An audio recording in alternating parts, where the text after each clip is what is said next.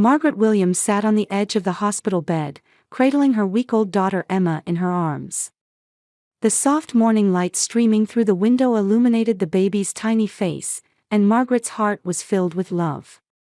This was the first time in her life she had felt unconditional love. She gently kissed Emma's soft cheek. "My little angel," Margaret whispered. "I'll protect you, no matter what."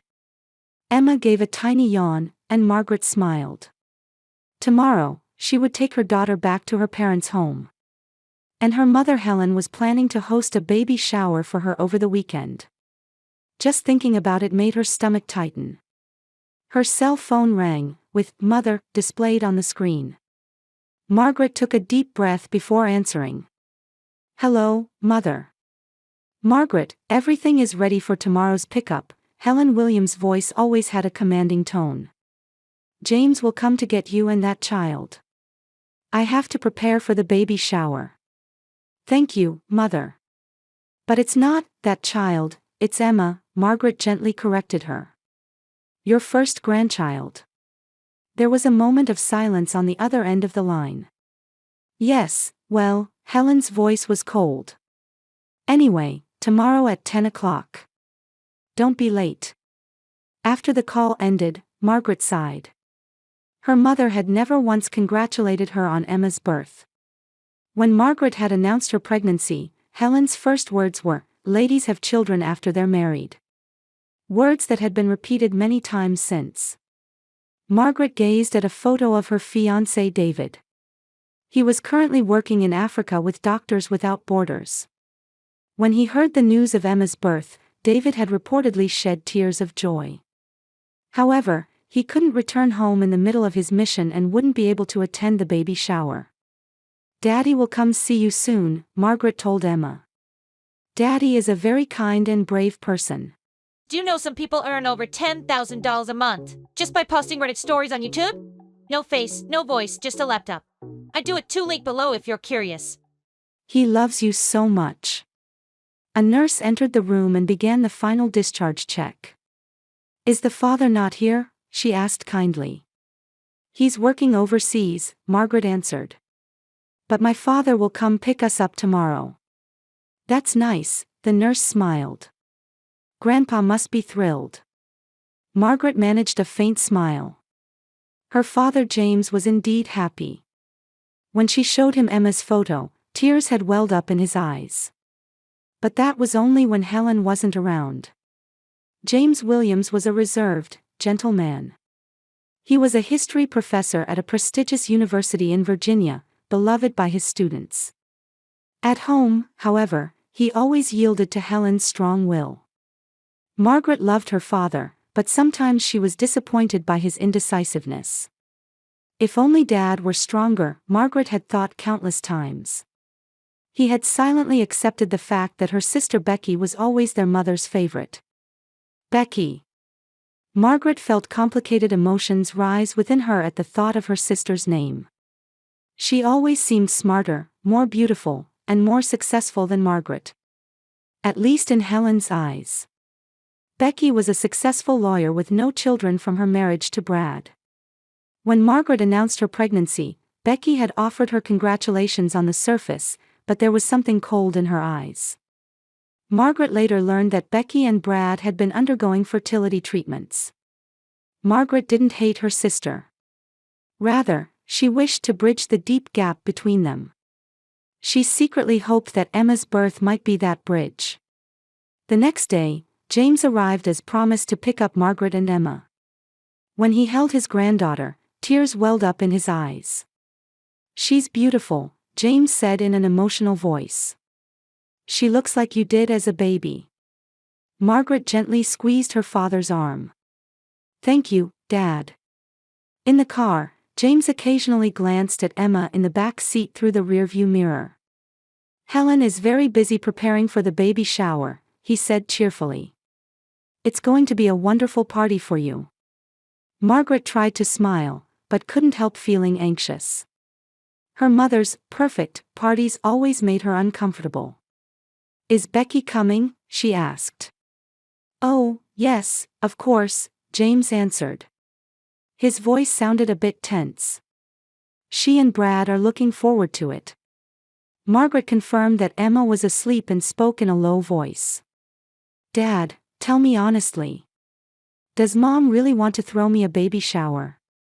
Or is it just for appearances? James glanced briefly at Margaret. There was sadness in his eyes. Marg, your mother, she loves you in her own way. Try to understand. It was the usual answer. Margaret silently nodded and looked out the window. Watching Virginia's beautiful countryside roll by, she thought about tomorrow's baby shower. The whole family would be there. Relatives and friends too. And she would have to pretend to be part of a happy family. As the car turned into the long driveway of her parents' home, Margaret's heartbeat quickened. The large colonial-style house with its white columns came into view. The house where she grew up. And now, the place she was returning to with her daughter. Here we are, James said brightly. Let's bring Emma home. Margaret looked down at her baby and whispered softly, It's okay, Emma. I'm here with you. On the morning of the baby shower, Margaret woke up early. Helen's voice from the next room had her nerves on edge. Not blue tablecloths, pink ones. Helen was instructing someone. My daughter had a girl. Get every detail perfect. Margaret took a deep breath as she held Emma on the bed. Her mother was taking charge of everything without even asking what she wanted. The typical Helen Williams show was beginning. Good morning, Margaret. Turning around, she saw her father James standing in the doorway. He smiled gently and came closer to look at Emma. She's been in a good mood all morning, Margaret said. Dad, today is. It'll be fine, James interrupted her. Today is a special day for you and Emma. Everything will work out. His words lacked confidence, but Margaret gratefully squeezed her father's hand. At 2 p.m., guests began to arrive. Margaret sat on the living room sofa, holding Emma. Her maternal aunts gathered around, peering at the baby and offering congratulations.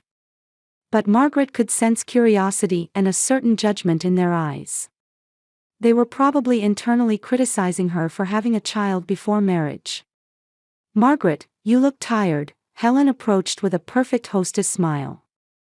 She was wearing a pale blue dress and looked as elegant as always. You should rest a bit. I'll hold Emma for you. Margaret stared at her mother. Helen had never before asked to hold Emma. She hesitated, but feeling the eyes of the relatives around her, reluctantly handed Emma to her mother. Helen awkwardly held her granddaughter and, maintaining her smile, walked across the living room. Margaret watched with bated breath. Margaret. Turning around, she saw her sister Becky entering the room with her husband Brad. Becky was, as always, perfectly polished. She was dressed in a Dior dress with a pearl necklace gleaming at her throat. Becky, Margaret stood up to greet her sister. They exchanged a formal hug. The strong scent of Becky's perfume stung Margaret's nose. Congratulations, Becky said with a smile. Her eyes weren't smiling. So you've discovered your maternal instincts. Thank you, Margaret replied. Mom is holding Emma. Becky's expression clouded for a moment. She turned to look at her mother holding Emma. Well, I never imagined Mom becoming a grandmother, she said in a sarcastic tone. Especially with you becoming a mother first. Margaret caught her breath. Becky's words were clearly filled with envy and resentment. She knew her sister was suffering from not being able to have children. But she hadn't expected such comments on this day.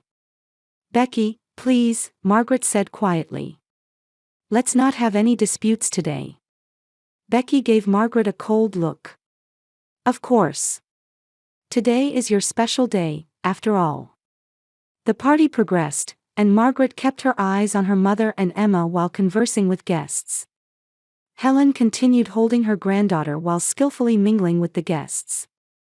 However, when Emma began to cry, she quickly handed the baby to a nearby relative.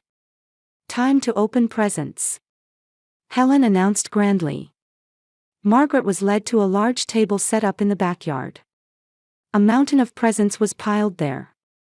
She took Emma back in her arms and began opening the gifts one by one, surrounded by guests. "This is from Becky and Brad," Helen handed her a box. Margaret opened it and pulled out a set of high-end brand baby clothes.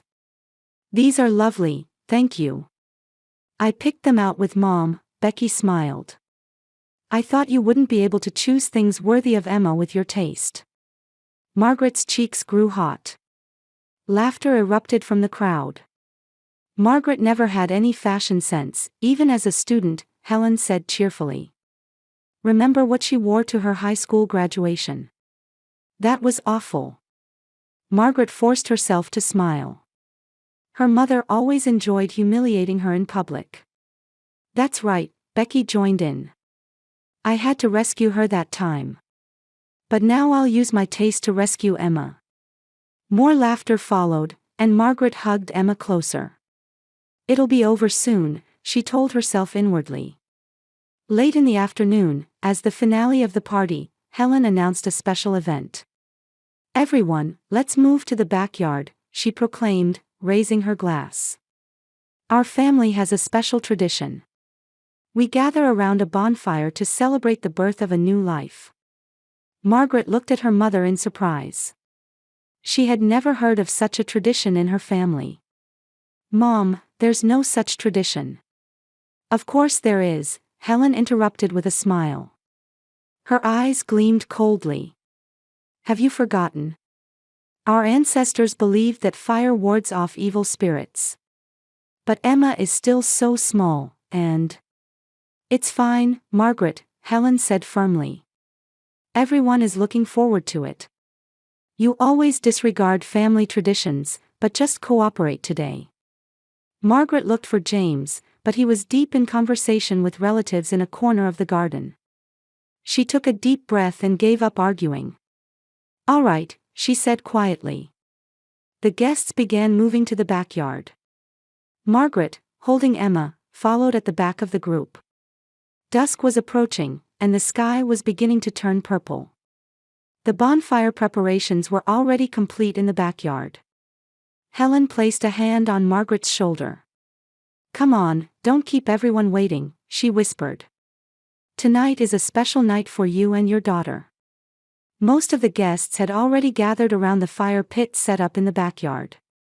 The sky was bathed in the soft purple of twilight, and the silhouettes of pine trees lining the garden stood out. At Helen's direction, a house servant lit the bonfire, and orange flames rose silently. Margaret held Emma close to her chest, maintaining a safe distance from the fire. Emma was wrapped in a small blanket, showing a peaceful sleeping face. Margaret tried to hide her anxiety, but couldn't shake the feeling that something was wrong. "Everyone, gather around," Helen raised her glass high, illuminated by the light of the bonfire. "Today is a special day.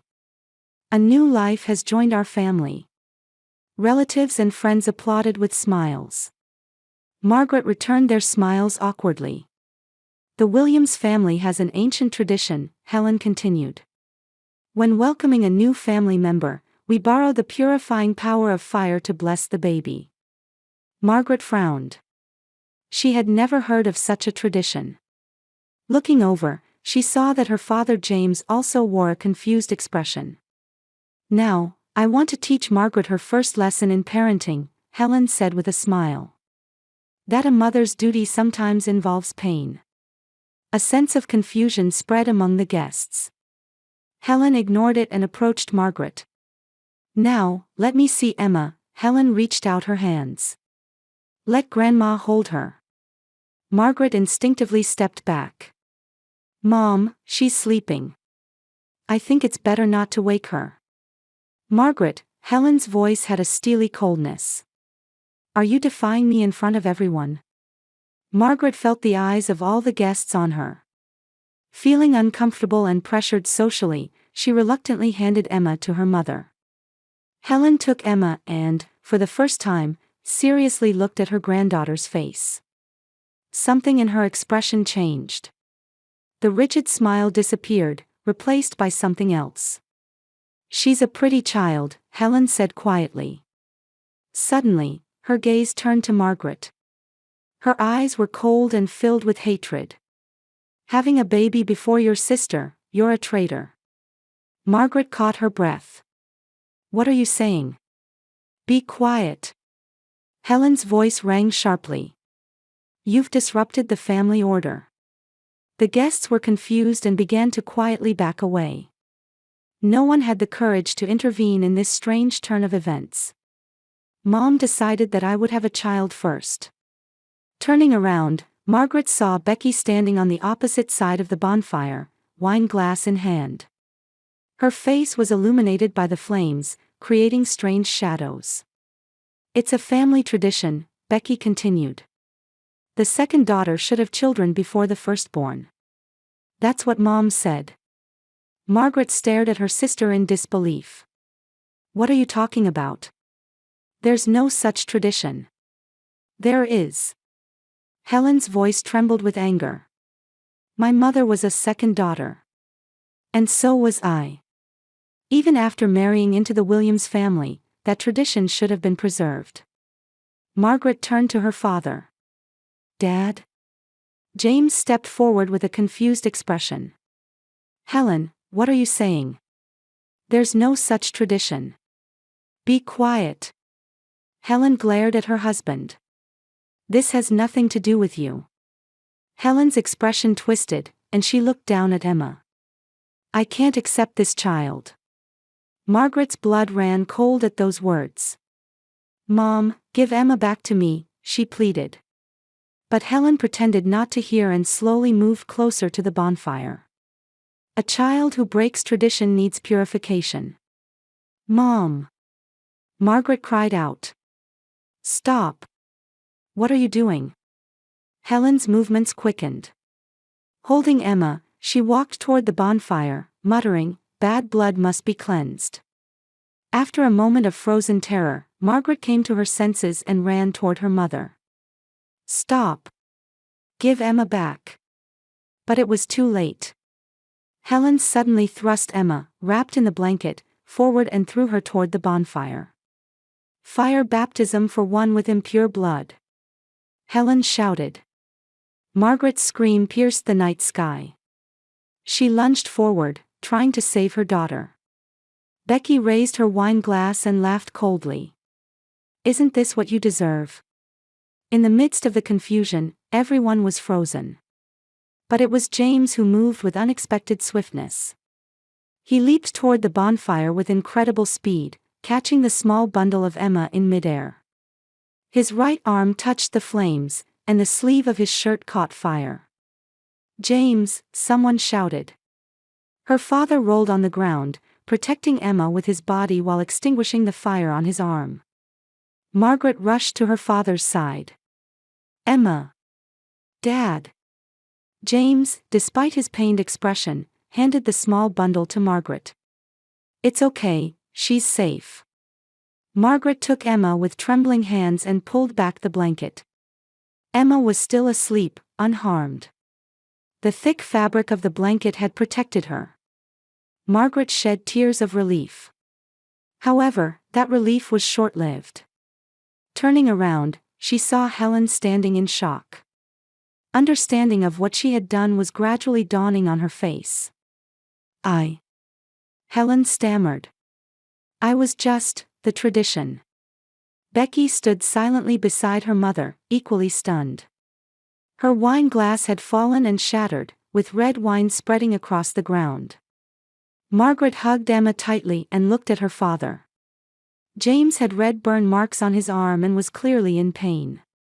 But in his eyes burned something she had never seen before. It was anger. Pure, uncontainable anger. He slowly stood up, and after confirming Emma's safety, turned to face Helen. "Margaret, go inside," he commanded in a low voice. "Take Emma to safety." Margaret was surprised by her father's tone. The gentle, mild-mannered father she knew was gone, replaced by someone else entirely. But Dad, your arm is. Now. James' voice allowed no further discussion. Margaret held Emma tightly to her chest and hurried toward the house. Behind her, she heard her father's voice. For 40 years, I've kept silent. But now it's over. Margaret ran into the house, protectively cradling Emma. Looking out the living room window, she could see her father walking toward Helen and Becky. His posture was filled with dignity, and his anger seemed to spread throughout the garden. The guests, in fear and confusion, began to hurriedly leave. Margaret stood by the window and sank to her knees, trembling. Emma showed a miraculously peaceful sleeping face in her arms. Margaret was watching the garden from the living room window. Emma slept peacefully in her arms, but her own heart was beating wildly. Outside the window was a version of her father she had never seen before. James Williams, illuminated by the flames, had transformed from the gentle history professor into a warrior trembling with rage. Helen and Becky stood by the bonfire. Mother and daughter's expressions gradually showed horror and understanding of what they had done. Helen covered her mouth with her hand, while Becky stared at the broken glass at her feet. 40 years, James' voice was low but resonated throughout the garden. For 40 years, I've silently witnessed your violence and control. He took a step toward Helen. His right arm bore the red mark of a burn, and his shirt sleeve was scorched. James, you don't understand, Helen said with a trembling voice. I was only trying to preserve tradition. I didn't mean to hurt Emma. Don't lie. James' angry shout made the remaining guests back away in fear. You threw your own granddaughter into a bonfire. You call that tradition? I've researched your family's entire history. No such tradition exists. Becky stood in her father's way.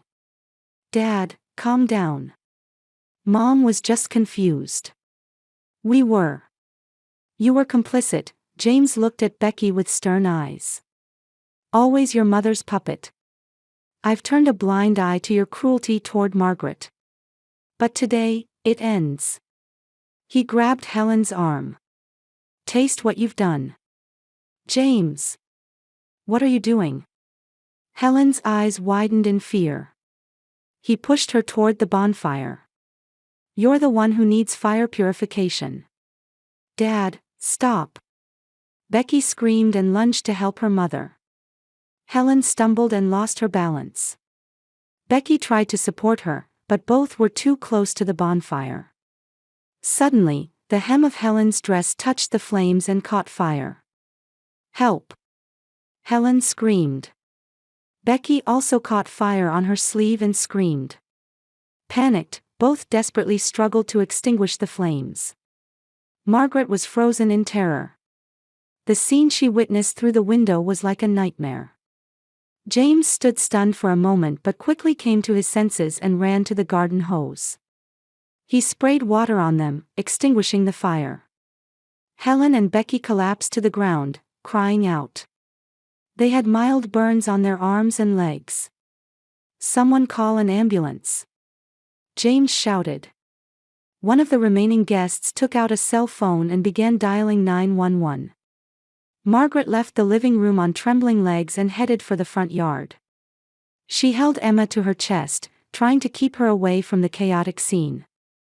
The sound of sirens could already be heard from the street. Minutes later, ambulances and police vehicles arrived one after another. Police officers began gathering information from confused witnesses. Paramedics treated Helen and Becky's burns and placed them on stretchers. Marg. Turning around, Margaret found her father standing beside her.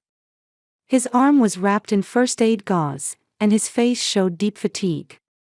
But determination resided in his eyes. Are you all right? And Emma? We're fine, Margaret answered. But Dad, your arm.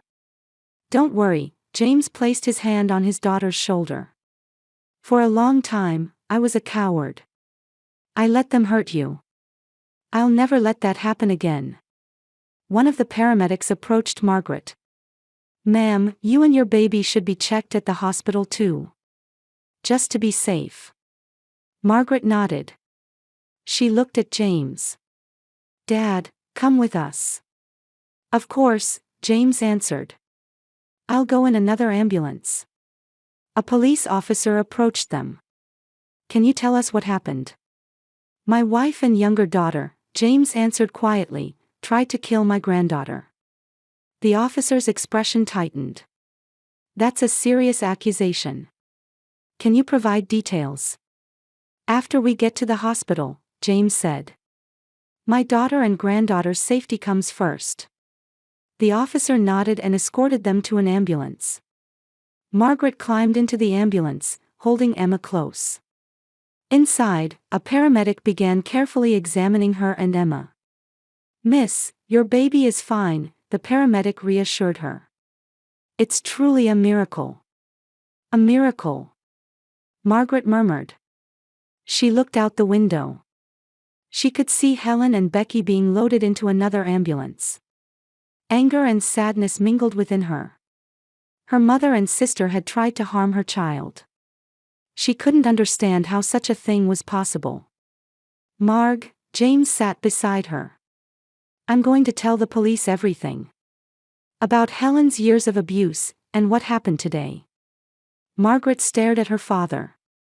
"Dad, why did you stay silent all these years?" James heaved a deep sigh. His eyes reflected 40 years of pain and regret. "Shamefully, I feared her.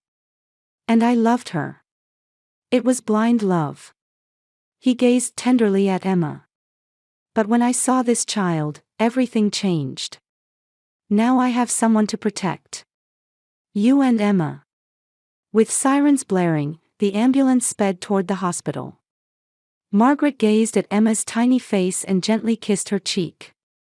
"It's okay," she whispered. "Dad and I are here for you." Stars shone quietly in the night sky, visible through the ambulance window. Margaret knew that today's events had changed her life forever. But she also felt hope that this change might not necessarily be a bad thing.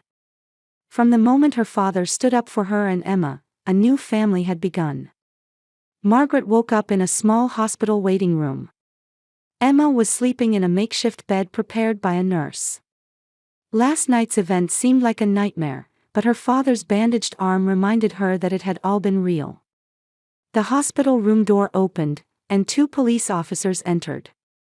One was a female detective with kind eyes.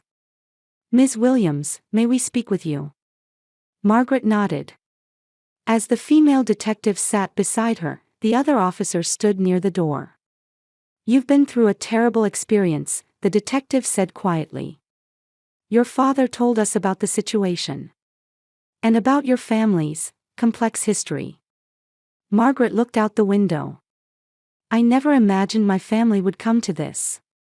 Growing up in an abusive home is like sitting on a time bomb," the detective said. "Your mother and sister have been transferred to another hospital. They're both receiving treatment for their burns, but arrest warrants have been issued." "What will they be charged with?" "Child endangerment, attempted murder, and domestic violence," the officer answered. "Your father's testimony will be crucial. He says he's going to reveal all the details of 40 years of abuse." Margaret exhaled shakily. She felt a mixture of fear and relief that long-kept secrets would come to light. "Has David been contacted?" she suddenly remembered. "Your father has already contacted him. He's returning on the next flight." The following 2 weeks felt like living someone else's life. Margaret and her father stayed in a hotel, as their house was off-limits due to the police investigation. David returned, and his calm presence soothed her heart. "I'll do anything for you and Emma," he promised. "From now on, we'll move forward together as a family." As trial preparations progressed, Margaret decided for the first time to tell her story. With the help of a hospital counselor, she began preparing to take the stand and testify about the years of abuse and the recent horrific event. On the day of the preliminary hearing, Margaret entered the courtroom on shaky legs. David and her father stood on either side of her. When Helen and Becky were brought in, she caught her breath. Mother and sister had lost their former dignity, dressed in orange prison uniforms and handcuffed. Helen avoided making eye contact, but Becky stared at her. In her eyes floated an emotion Margaret had never seen before. It was remorse. Surprisingly, Becky did not defend her mother. She admitted she had been controlled by Mother, and said in a small voice to Margaret, "I'm sorry." Helen tried to justify her actions until the end. "I was only trying to preserve tradition," she insisted. But the court handed down a severe sentence for their actions. 6 months later, Margaret was living with her father in a new home. Emma was growing healthy, and her wedding to David was scheduled for the following week. Becky was participating in community service and therapy in exchange for a reduced sentence. Gradually freed from her mother's influence, she was finding her true self again. "Are you going to visit her?" David asked Margaret. He was referring to Becky. Margaret looked out at the spring landscape while holding Emma. "I will." She was a victim of Mother too. That afternoon, Margaret took Emma to visit the rehabilitation facility. Her reunion with Becky began with tears and apologies, and continued with quiet conversation. For the first time, the two sisters truly faced each other. "Real family isn't just about blood ties," Margaret said. "It's about people who protect and love each other." Becky timidly held Emma's tiny hand. Watching this scene, Margaret felt hope for a new beginning.